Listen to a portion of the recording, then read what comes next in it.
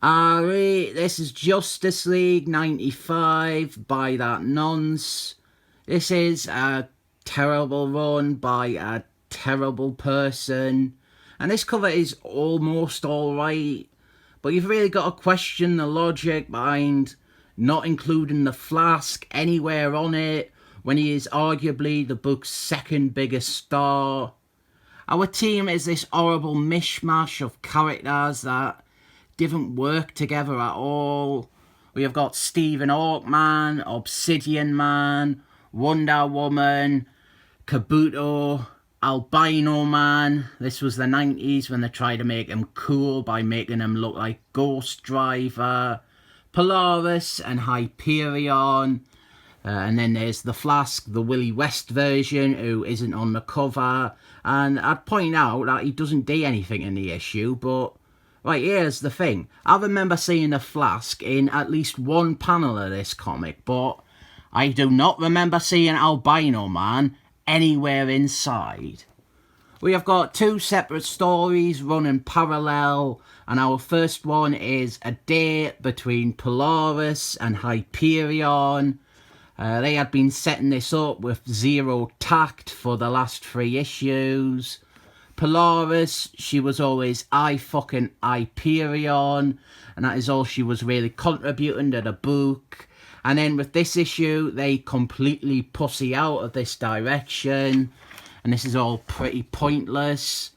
Meanwhile, on the Justice League's floating satellite headquarters, Obsidian Man, he got hurt in the boring story that came before this one. And Kabuto, she has got more dialogue here than she has had in the last 3 issues combined.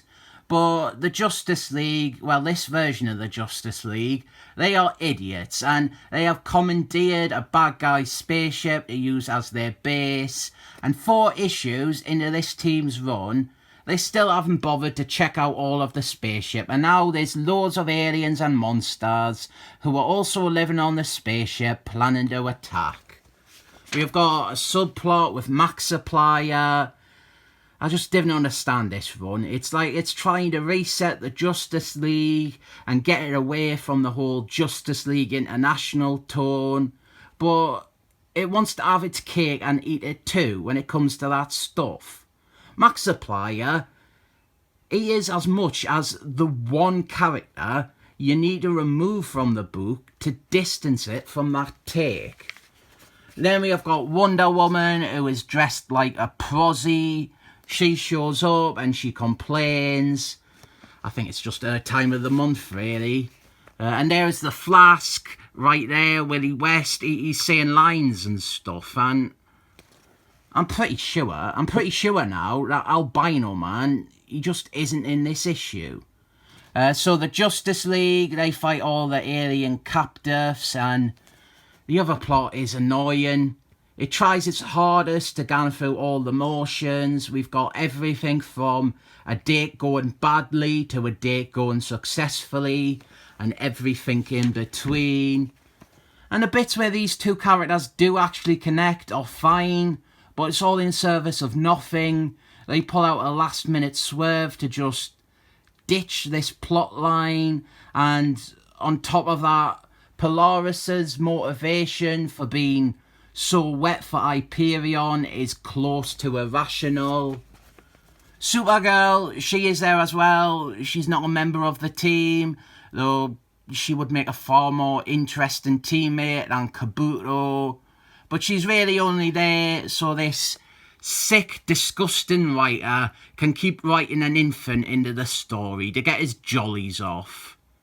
And just like the past 3 issues, this one, it continues the trend of this team being ineffectual and useless.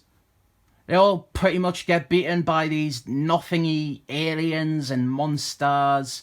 They have not succeeded at anything yet in this run, and just like that Barry Hamner Avengers story, this one, it gets overly into the idea of building up and establishing these aliens, these monsters, and some worthless conflict between them. And we've got loads more of Polaris and Hyperion's date. And the overall mood of this date is just so schizophrenic. Every time you cut back to it, it's like a date with two different people. And it is a shame because it is the most that has been done with any characters in this run yet.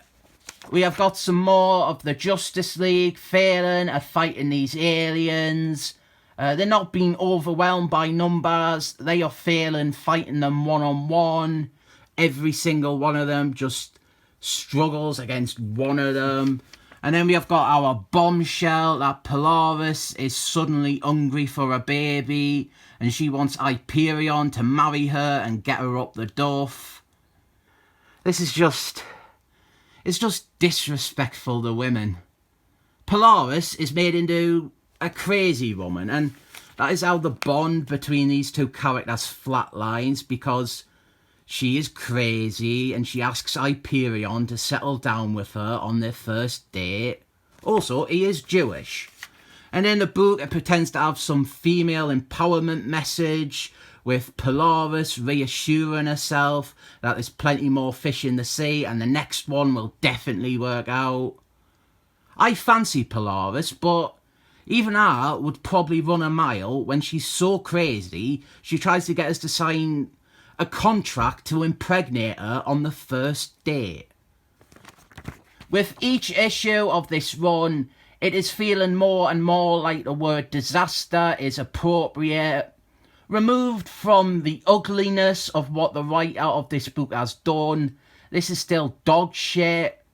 Maybe he started fiddling with kids because he clearly was not improving as a comic book writer. And Albino Man, he's not in it, and they put him on the cover and they left out the Flask, who was actually in the issue. If the Flask was there, I would like this cover. Better yet, if the Flask was replacing Kabuto, who I just didn't like, I see no point in her. Put the Flask up front and I would like this cover. I mean, the art isn't great and there's some colouring mistakes all over Wonder Woman's face, but I like the composition and the concept here. A shit comic though, I rate it 7 thumbs up.